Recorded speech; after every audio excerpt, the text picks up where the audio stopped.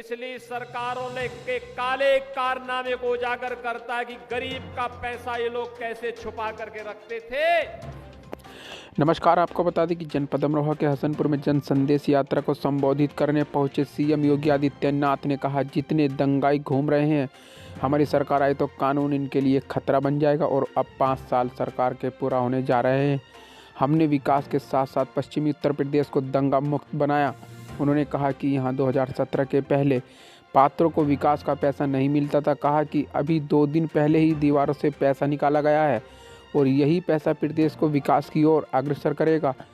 कहा कि 2017 से पहले कोई प्रदेश में नहीं आना चाहता था। बाहर लोग यूपी के लोगों को घृणा की निगाह से देखते थे। यहाँ तुष्टीकरण की राजनीति होती थी और अब यहाँ दंगा नहीं होता बल्कि गन्ना पैदा होता है। उन्होंने गन्ना किसानों पर निशाना साधा और कहा कि बंद पड़ी चीनी मिलों को हम लोग विकसित करने जा रहे हैं, जिसमें अमरोहा की शुगर मिल भी शामिल है। कहा कि उत्तर प्रदेश के कोरोना प्रबंधन को पूरे देश में सराहा गया। कहा कि सरकार ने मुफ्त उपचार, मुफ्त वैक्सीन की व्यवस्था भी की है।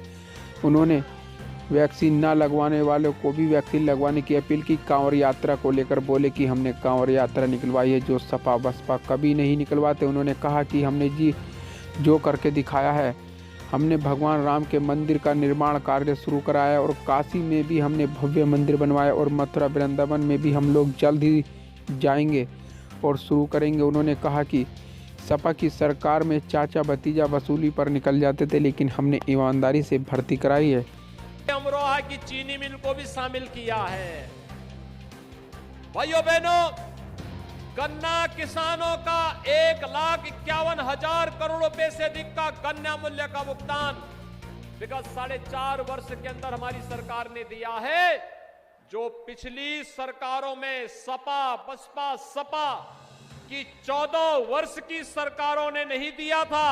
वह हमारी सरकार ने मात्र 4.5 वर्ष के अंदर चुकता करके किसानों के जीवन में खुशहाली लाने का कार्य भी किया है। देश में घूम रहे हैं, बहन बेटियों की सुरक्षा के लिए खतरा बने हुए हैं।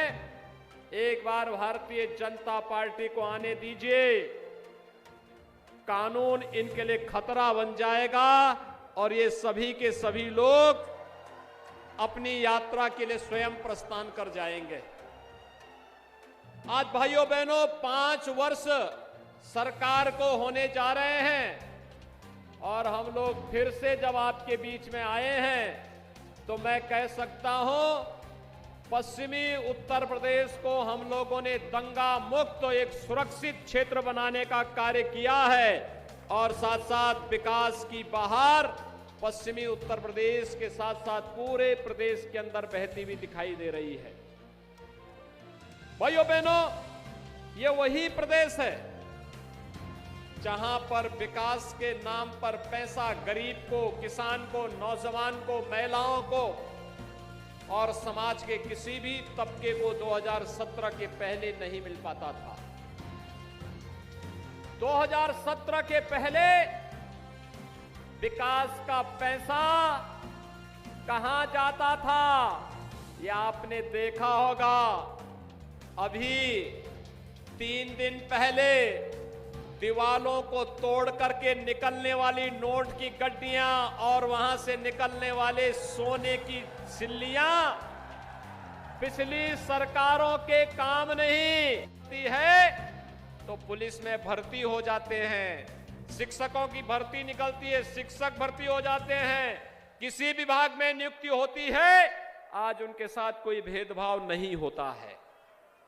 और हमारे लिए लोग जब पूछते हैं, समाजवादी पार्टी के लिए अपना परिवार ही प्रदेश था, बहन जी के लिए भी अपना परिवार ही प्रदेश था, कांग्रेस का कोई रहनुमा ही नहीं था।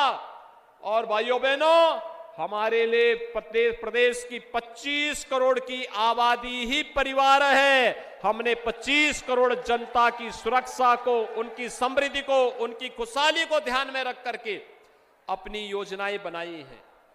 उन कार्यक्रमों को हम लोगों ने आगे बढ़ाया है और आज उन्हीं कार्यक्रमों के साथ जोड़ने के लिए जन विश्वास यात्रा एक बार फिर से आपका आशीर्वाद प्राप्त करने के लिए आपके बीच आई है।